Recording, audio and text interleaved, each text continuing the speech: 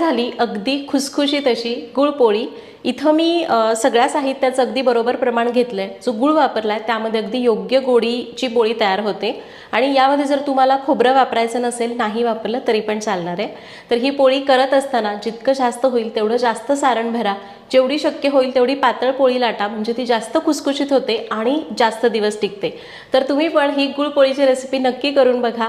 आणि हो, मला कमेंट्समध्ये सांगा की तुम्ही ट्रिपला जाताना कुठला पदार्थ घेऊन जायचा। आणि अजून एक गोष्ट, माझ्याकडून तुम्हाला अजून कुठल्या रेसिपीज बघायला आवडतील हे सुद्धा मला कमेंट्समध्ये सांगा। व्हिडिओ आवडला असेल तर व्हिडिओला लाईक करा, शेअर करा। परत भेटूयात अशाच एका नवीन व्हिडिओमध्ये। तोपर्यंत धन्यवाद।